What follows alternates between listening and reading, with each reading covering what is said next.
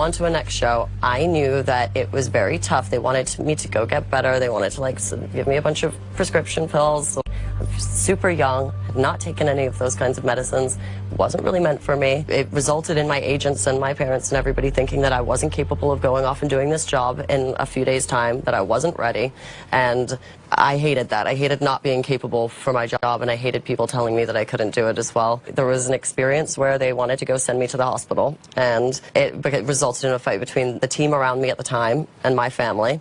And so they sent me to the hospital, and these pills that I had been prescribed by a doctor that they had brought in to make sure that I was ready for work.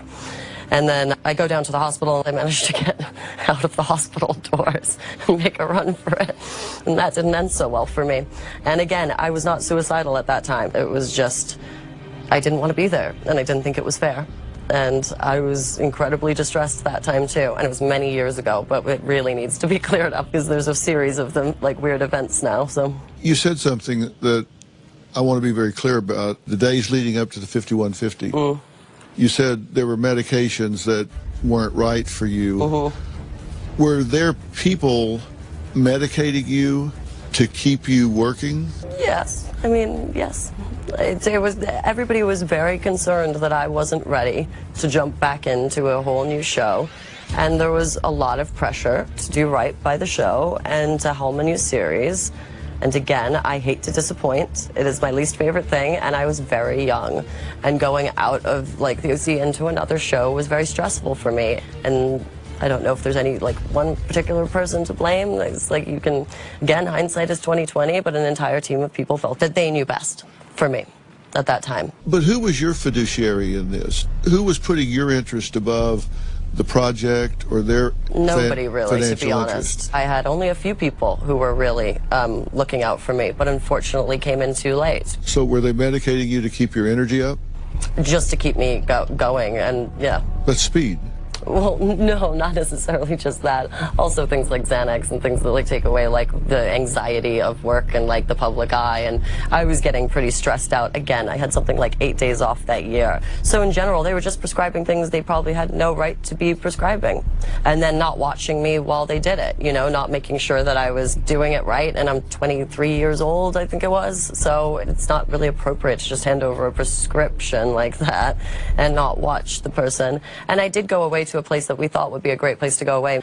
And then I came home to a group of people, and it ended badly. But that's treating you like a commodity. Yeah, there is a lot of that. That pisses me off. They got a smorgasbord of pills here. She's anxious, so let's give her this. She's down, let's give her this. Just keep her working, keep her up there, keep her cranking. Yeah. Nobody's saying, hey, stop. She's had 8 days off in a year, and it should be 80. And nobody's saying that. And then you get criticized and 5150'd. I think there's a lot of misconceptions about me over the years. Well, that's what I'm wanting to clear up here. They're drugging you to keep you vertical, and then they 5150 you. Coming up. Do you think at any time in your working career that you've had any kind of mental illness at all?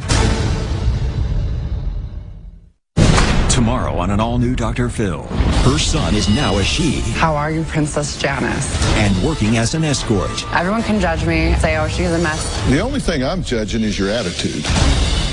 That's tomorrow. We now return to Mischa Barton, a Dr. Phil exclusive. Mischa had so much going for her throughout her career. No one questions her talent, but these most recent mishaps, the videotape of her having her meltdown and the sex tape as well, have really had a negative effect in the public's eyes. They see her as a very distressed and troubled young woman who has yet to find her way. I think there's a lot of misconceptions about me